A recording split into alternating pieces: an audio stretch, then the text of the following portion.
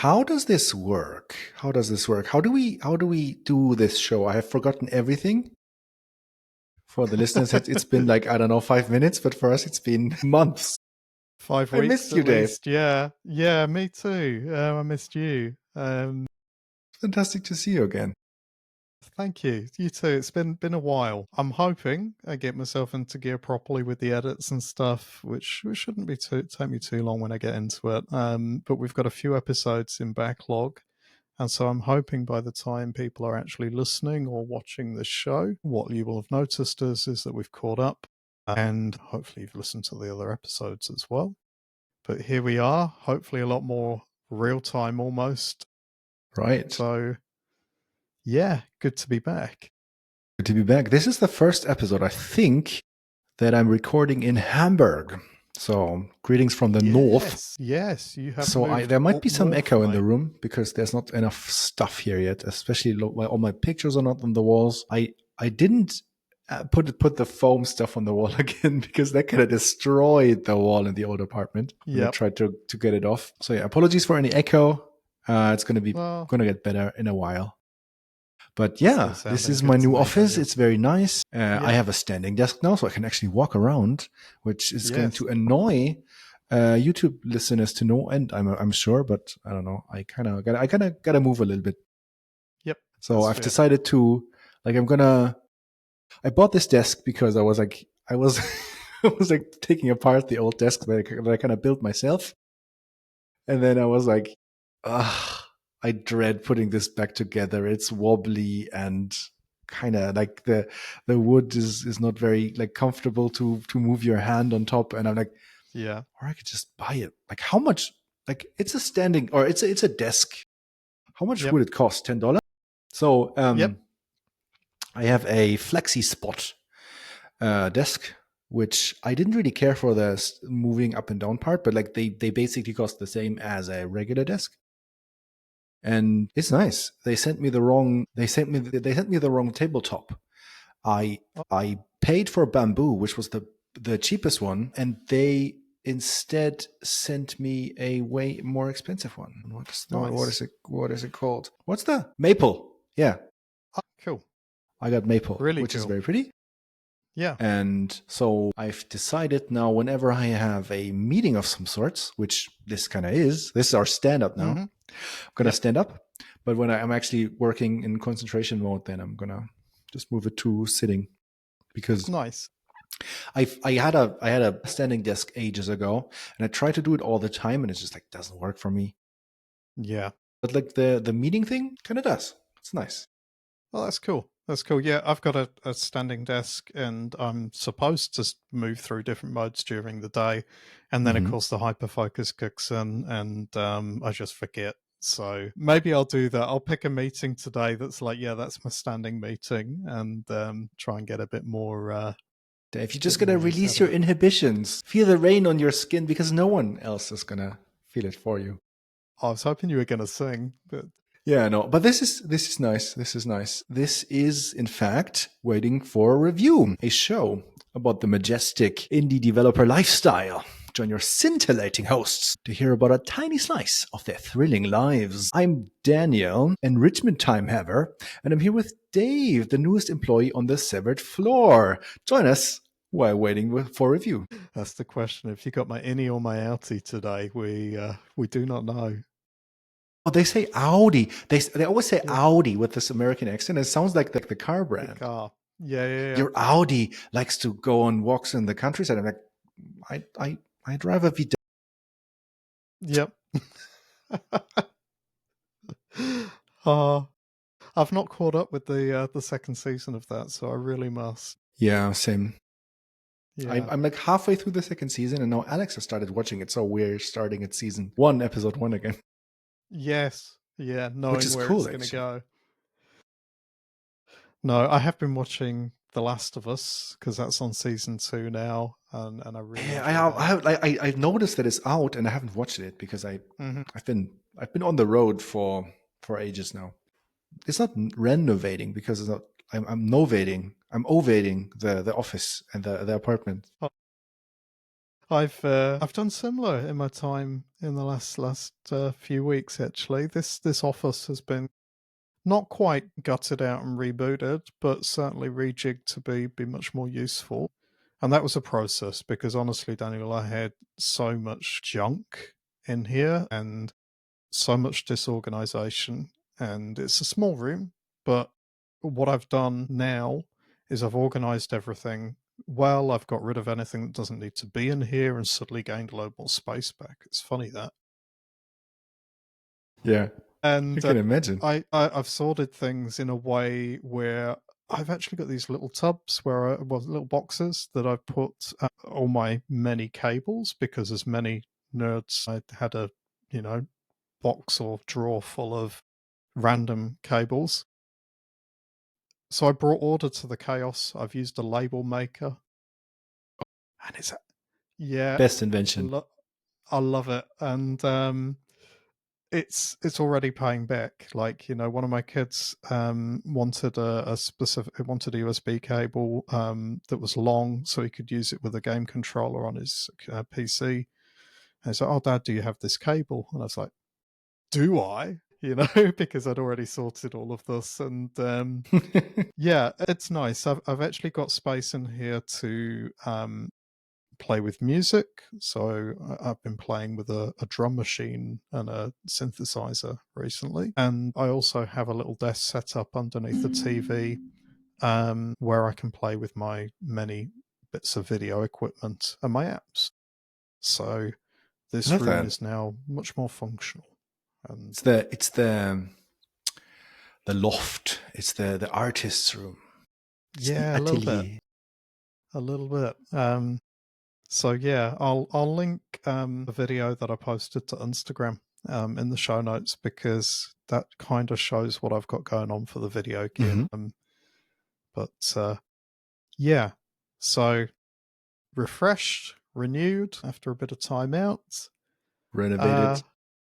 renovated. Do you know, Daniel? I didn't code in the last month at all. I didn't work on my Oh. apps. I actually down tools on everything because that's what I needed to do. Hmm.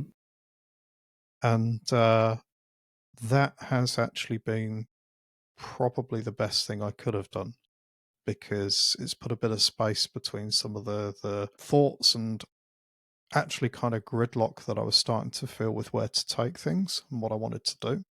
And now that I'm kind of picking things back up again, I'm making much more considered thoughts. I'm starting to look and go, okay, so what do I want with this? Where do I want this to be? What am I actually trying to achieve here? And do you know, I'm actually getting quite enthusiastic again. Like I'd Oh, reached a nice. stage where I was like, this is a lot. Do I do go VJ Pro? Do I kind of push an Android app? Do I try and build this? Do I learn Kotlin multi-platform? I mean, we've talked about all of this on the show, and it was a lot of overload really, and it doesn't feel like that now. Like, I've got a couple of updates to do on the iOS app that exists already, and that's good. That'll keep users happy. And I want to talk about it in a little bit, but I think I've got a bit of a master plan brewing for the cross-platform stuff that I really want to do. So, Okay. The master yeah, plan. the master plan indeed. Rewrite everything in PHP. No. No. Okay. Yeah. Do you want to talk about it, or If I talk it's not about the it, I first won't. thing we wanted to It's talk not the about, but first thing, but we can totally do no, it. I'm going to Like if bury you're the lead on oriented. this one, Daniel. I'm going to bury the lead on this one. So tell me about you, because I've got a note here that says you went to OMR. Right. Have you, by any chance, heard about what that means? No. Orchestral maneuvers in the. I don't know. Yeah, I don't. OMR is a German language publication and expo/festival. And OMR stands for Online Marketing Rock Stars. Dang. And so apparently each year here in Hamburg, they have a festival, the OMR Festival, which has 70,000 attendants, each of whom pay Okay. between 5 and 800 bucks for the honor of attending. Damn. And it is wild. It's basically an expo where like Yeah. everything that has anything to do with advertising in any remote manner has a booth. And the booths, of course, like they're ad people, right? So they try to try to have like one more gimmick, one more gimmick. Like the TikTok booth was huge and Mm. incredibly brightly lit and colored. There was an Adobe booth where you could like prompt an AI image to be generated and then print it onto leather for you to take with you. What? There were multiple dance recitals by various cigarette companies. Of Was course. Paramount Studios is promoting some sort of new TV show about like I don't know what it's about, but like they were like very muscular buff dudes in Roman getup, but with basically like topless and with these cool coats hanging down the back of their necks, just like marching in Roman fashion throughout the festival to promote that TV show. Ryan Reynolds was on stage talking about something. I don't know. I kind of missed it. Yeah. Various like sports personalities were there, like a lot of footballers, like really Yeah. like famous ones that I don't know the names of because I'm a horrible person. Also Mika Häkkinen, which is really cool. I don't even need to explain that he's a very famous Finnish F1 driver. It was wild. Almost every booth was about using AI to do this and using AI to do that. Everything was Yep. AI first. It was very good. It was very Full on. draining. Most of the people who were there were, of course, like working in the advertisement industry and like also trying to be very like extroverted and very like it's like very colorful and bright, which I usually like. But at the same time, it very much felt a lot of people felt very they had a facade on it. It feels like Yeah. people were moving around in a way that was very calculated to look careless, Mm-hmm. and that Yep. it was a bit it was a bit much, but it was still good fun. We did not pay an entry fee, in fact, because Lisa was kindly invited by a SEO company to be to be an influencer on their after festival party. Okay. And so we were both there on influencer business. So I'm gonna actually post a post naming Damn. the company later to fulfill my like I don't have an obligation or anything, but that's kind of neat. Like just Well, you should just link it. saving a few That's hundred all good. bucks, and Yeah. then also there was an open bar, and Yep. I'm actually considering using Okay. the tool because it's an SEO tool, and I kind of want to improve the SEO of our website a bit more. Well, if you do, I'm going to be interested to know how it works out. Yeah, I have like tabs with like 3 different SEO tools open right now, like trying to compare them because one of them is like $27, the other one is like 150, and then there's one that's like 250, and I'm like, what is the difference? It So seems that's like the quite a wide difference. range. It seems like the difference is that the more you pay, the more you get like actionable stuff. Like I talked to a few people about this. Like the difference between something that just says like, here's the data, you decide what to do next, and tools that try to interpret the data for you. That say like, okay, here's the data, but also this is what it means. This is the lowest hanging fruit. This is probably the area where you can move, like where your actions have the biggest outcomes, stuff like that. Which is also a philosophy that I'm trying to fulfill with telemetry deck. So Yeah. so Yeah. yeah, let's see which one we end up with. Well, let Also, me know. they had a Formula One team there, which was very nice, and they had simulators. Ooh. How many goes did you have? One, the line was really long, but I had to go, and I kind of like just when I squeezed into the bucket seat and was like so tight. It was like full motion simulators, like the ones who actually Yeah. move backwards and forwards and left and right. They had like force feedback wheels, of course, but they also kind of move, and so it was very neat. But also the seats were probably not lifelike, but also just like for my very juicy behind, they were like almost impossible to get into. But just as I squeeze in, the whole thing crashes. I didn't do Oh it, I no. swear. And so they spent about like 5 minutes like trying to reboot everything. And then the guy says, okay, so usually people get 3 laps, but you just get 2 because like so there's so many people waiting. And I'm like, oh my goodness. It crashed and they didn't even give you an extra go. That's And not. it puts me on the track, and I'm like, okay, I know this track. The Suzuka in Spain. In Japan. And I'm like, oh, this is a really nice track. At least I know the layout ish, right? So I don't need to like spend like five laps actually learning the track. And so I'm like, okay, I'm gonna do my best, just like go flat out from the start, like which is probably not supposed to do, but whatever. I only have 2 laps. First lap was really, really good, except for I kind of like miscalculated like how the braking works, because on actual race cars the brake is really hard to press. Like you got to put your full force into it, right? And they simulated that, so I was braking as I would like with a normal car, like just like gently pushing the pedal, and the pedal would just not move. So after a half a second or so, I realized I got to really like stamp the thing. But by then I was already way too deep into the corner, so I lost a second or two there. And then, but the rest of the lap was really good. And so I'm like, oh, I'm gonna prepare for the second lap. The second lap is gonna get even. I can do it. I can feel the concentration. Like people were actually Yeah. watching and were like commenting, and I'm like, Yeah. this is gonna be Yeah. good. And then I had a fantastic lap that I binned at the very last chicane. Oh, So only the first lap counted. And with that first lap, I still was very good. I was like in the top. I was like the 8th fastest of all the people who had raced that day already, decent. which Yeah. I'm pretty proud of that. Especially Yeah. like if you consider if I had if I had one more go, I probably could have gotten on the in the top 3, which feels Yeah. really good. Well, sounds like a cool experience. I don't know how much So you, yeah, you love I your almost racing.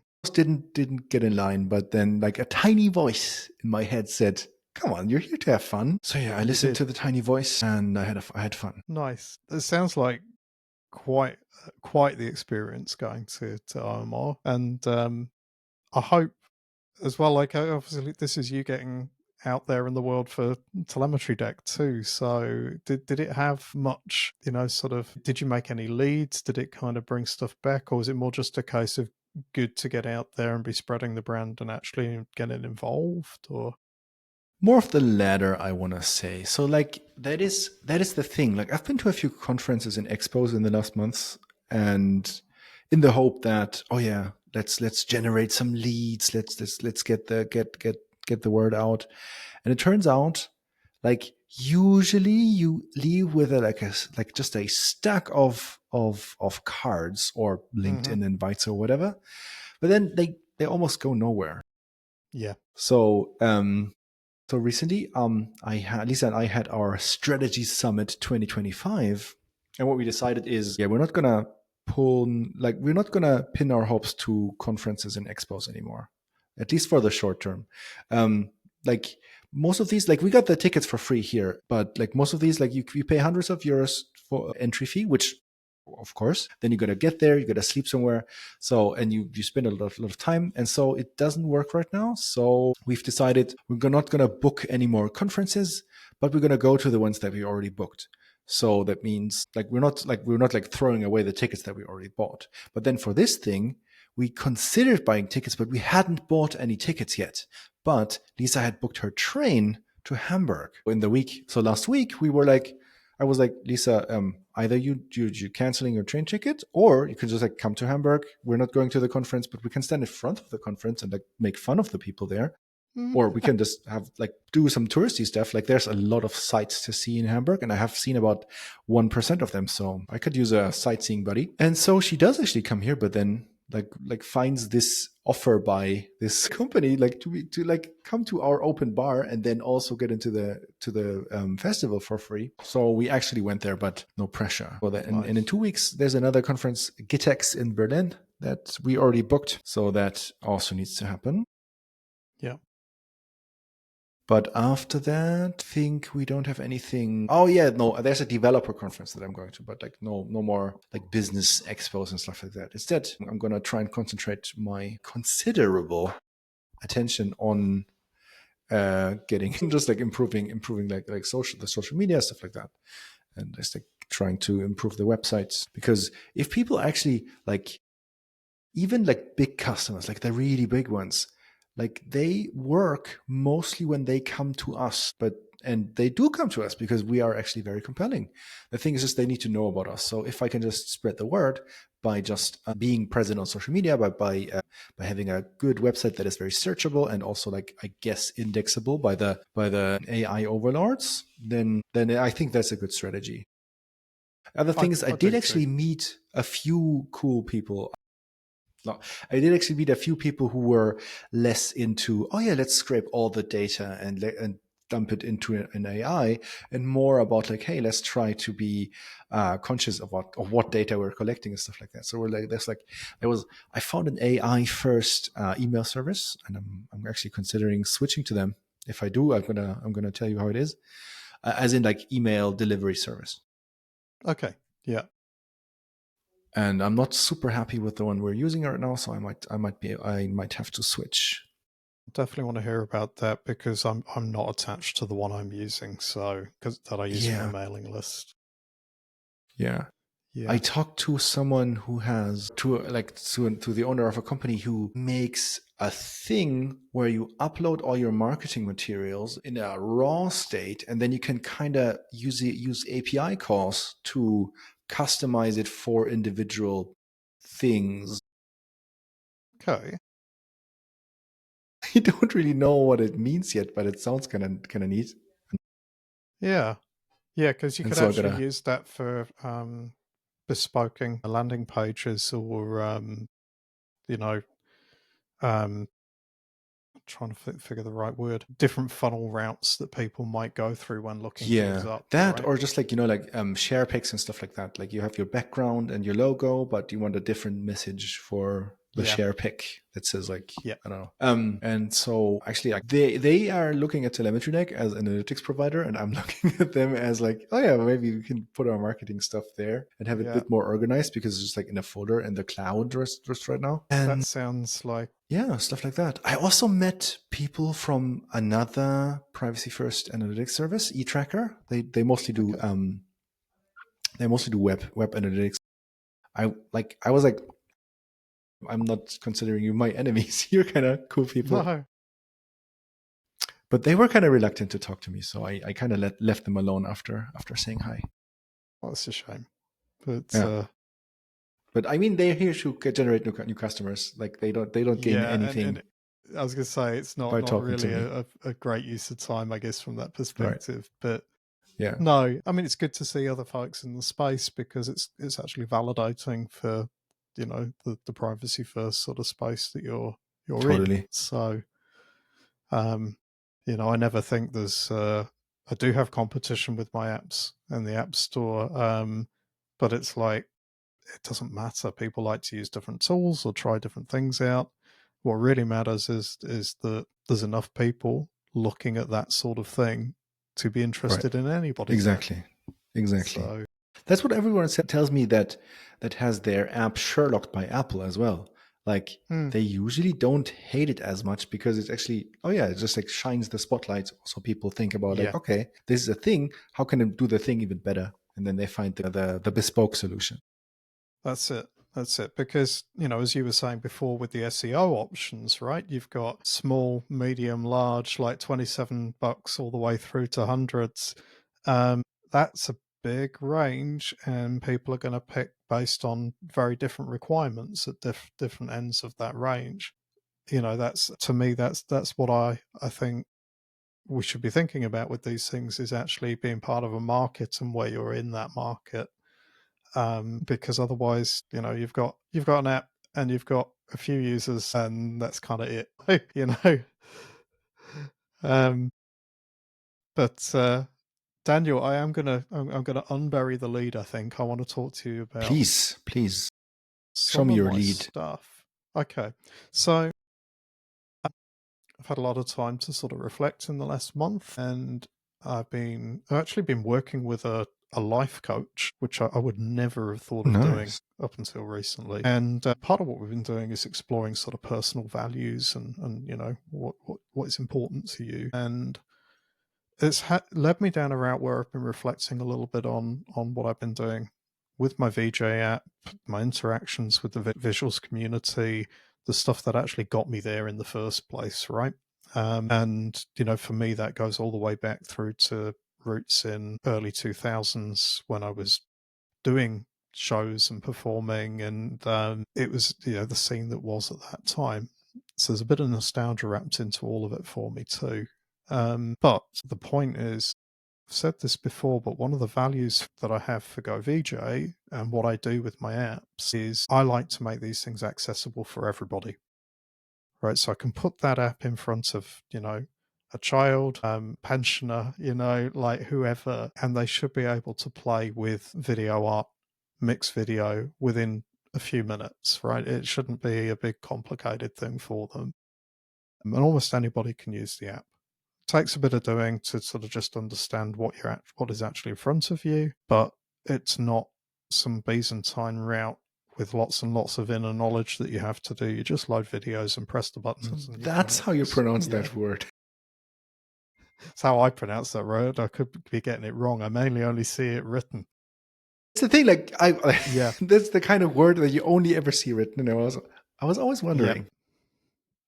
So with all of this, there's a value there for me of making it accessible to people. This is connected to the strand of thought about exploring putting the app on Android. It's connected for me to opening it up to different platforms because that makes it accessible to everybody. So there you go. There's my motivation there. Not just like, oh, I want to enter new markets and make more money. It is actually, I'm getting people ask me, where do you have a version for Android?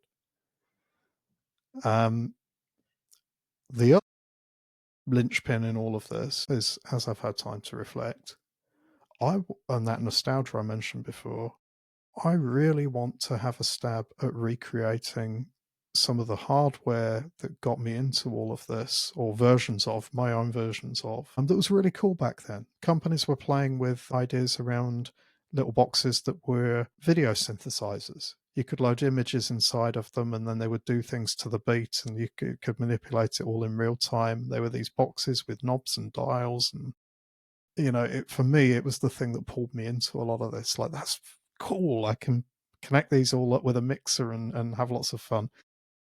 And they stopped making them because of various reasons, right? The market is small for a start, especially compared to doing stuff in audio. I kind of don't care about that. I kind of just want to make some cool shit that's fun.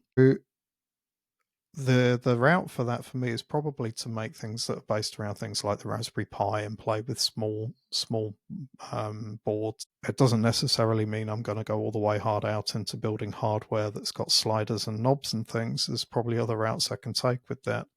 Thinking all of this through, it ties in with the multi-platform stuff because if I can find an environment that lets me actually build an engine like the one I've already built in GoVJ, but rebuild that engine that is flexible, then potentially I can then use that as the backbone for those projects, as the backbone for my apps, as the backbone for being able to then bring it to Android, maybe Windows, etc. Right? And I thought that might be Kotlin multi-platform and Compose and Skia for the pipeline. But I've hit a few blocks. It's not really the tooling, it's not really the platform, it's me. Right? I'm looking at it all and I'm like, this just feels like I'm switching Xcode and all the grind that I sometimes feel with Apple for somebody else's set of concerns who's not necessarily looking after the bits that I care about, right? So I'd have to build my pipeline in Skia. I'd have to write SKSL for the shaders or find a way to transpile the stuff I've got, etc. And then what happens when that shifts or changes, or Google decides not to support Skia anymore or whatever, right? It sort of feels like I'm hitching my wagon to that. And that's felt a bit icky because I'm trying to get away from some of that sort of stuff in these projects, right? I'm not a fan of the way Apple's been going at times. I kind of, I want to have apps in the store, but I don't necessarily care about the fact that Apple's going to do its own thing here or there with the technologies and you've got to keep up all the time, right?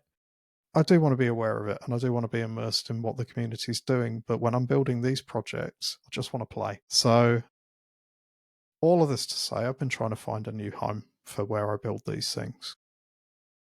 I think I might have found it. I need to do some exploration. Ooh.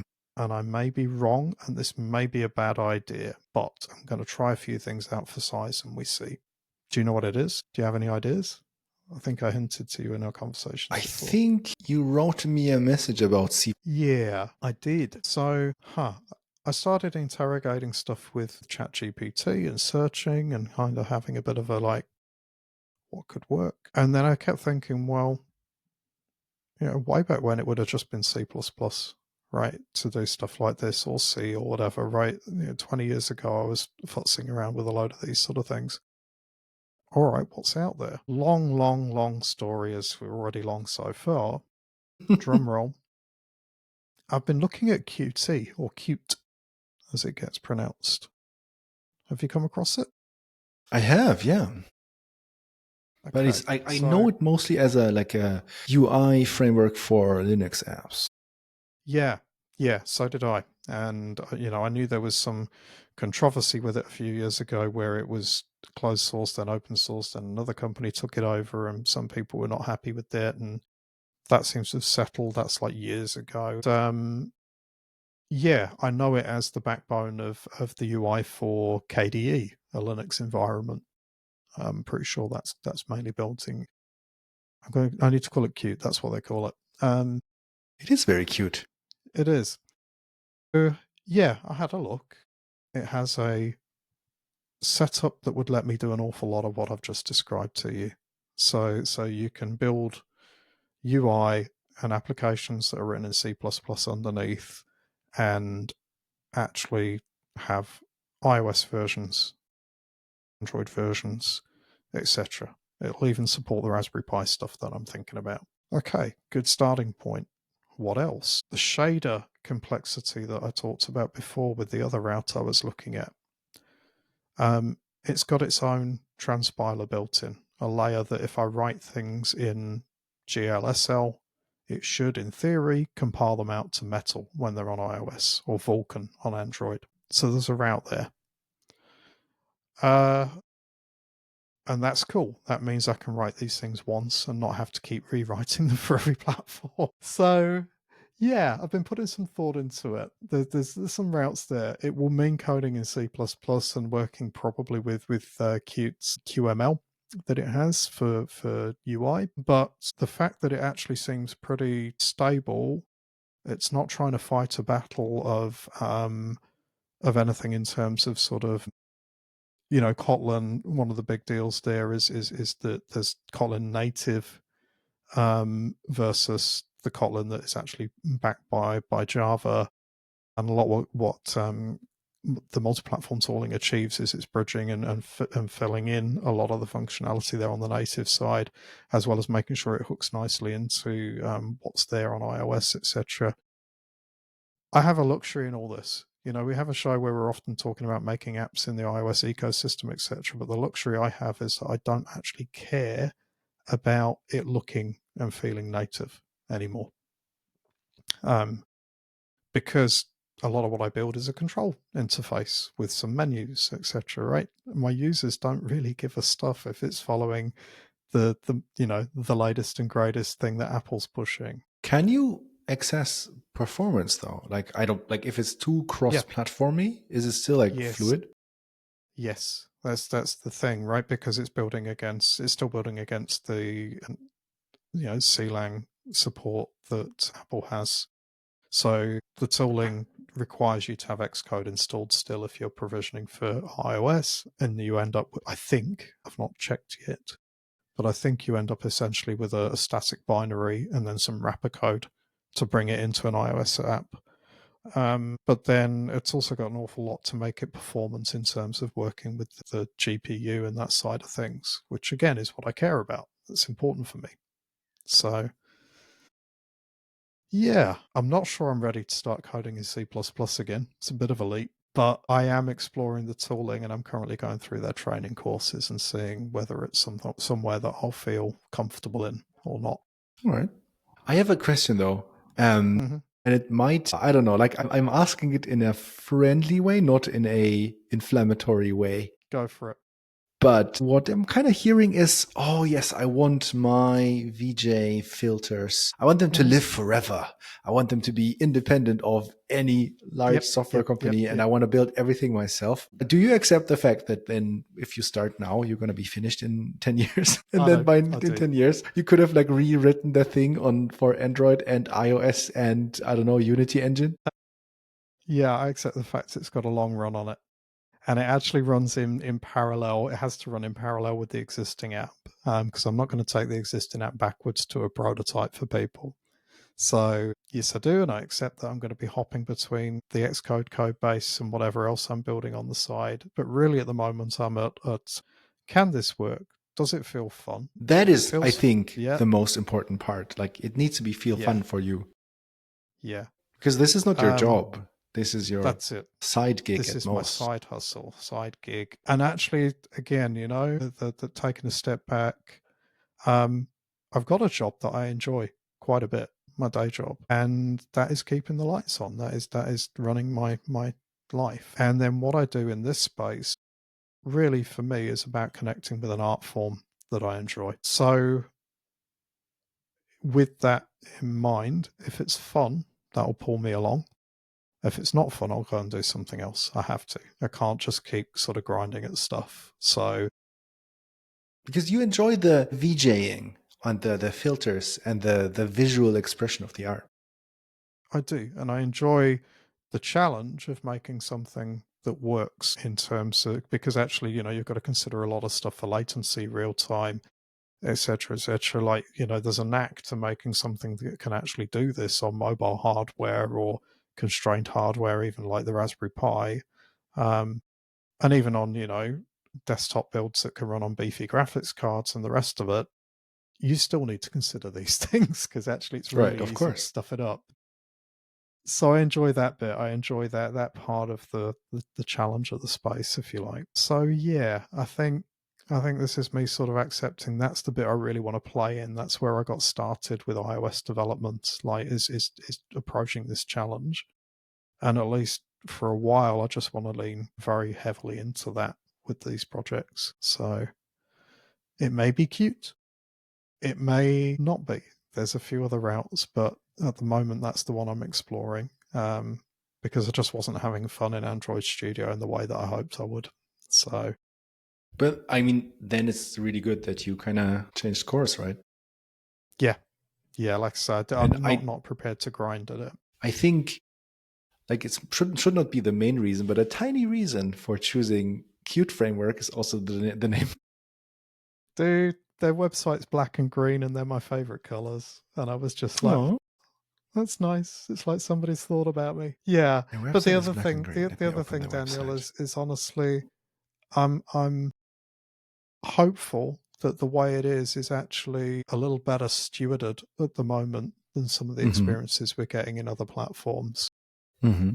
because it seems like the development is actually quite stable and quite considered from what I can take in. And haven't had that feeling with, with Apple. Right, that's what I'm saying. It sort of feels like they're just going to do what they want to do, and then you've got a whole bunch of tech debt. And for personal projects, that's very frustrating. Yeah, so maybe I'm wrong. Maybe I'm going to go on a fool's errand, but you know me, I'm going to try it. Nice. I mean, do try. Worst case, like if everything fails, then at least we have something to talk about. Yep, it's all knowledge, And it's all learning, and that's what it's yeah, and about, it's fun, right? like noodling around with stuff. And also, yeah, I get that. I get it. Like if the lower level you get, the more work you have, but also the more freedom you kind of have. Yeah. Yeah, and the tooling for the UI stuff as well is quite high level. They've got a design studio that reminds me of storyboards and nibs. There's a language that reads a little bit like Swift UI, to be honest, in QML with some of the one branch of the UI that you can use. So I'm not sure it's going to feel completely backwards, because that was my worry. Like some of the other routes, it did look like going back in time 20 years with development, and this doesn't quite feel like that. So who knows? I'd have to pay a license at the point in which I put anything into the store. So it's also got to feel like I'm getting my money's worth out of whatever's provided too. But not there yet, and I'll let you know how it goes. Maybe next show I'll be telling you how much of a bad idea it was. I hope next show won't be as far from today as this show is from last time we recorded. No, no, not at all. Let's get back into the swing of it. And We were on a break. we were on a break. Yes. But Daniel, I think we should close the show here, to be honest, unless you have anything else we should talk about. But Oh no, but next time I'll tell you how I increased performance by 700%. oof, But I well, don't. that's a cliffhanger. You need half an hour and like a bit of interest in just the nerdy details of Hmm. like managing big data. So we're gonna do that next time. Nice one. Well, let's outro the show, Daniel. That's You can find me on Instagram. I Where almost my called you username babe. there. Yeah, thank you. My Instagram account is lightbmaps.com, all one word, DOT.com. So anyway, links in the show notes. But Daniel, how about yourself, mate?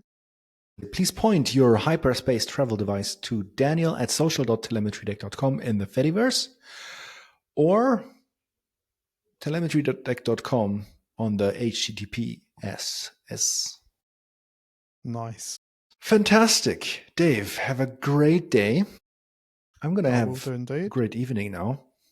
Nice. And I'm going to increase performance by another 200% or so. Well, I really want to find out how you're doing that. But yeah, I think Daniel, I finally cracked it. nice. Are you just pouring coffee into servers or something? Yeah, that's like 50% of the solution. But it has to Awesome. be espresso beans. Of course. Well, take care, Daniel, and lovely to talk to you again. And see you next time. Bye.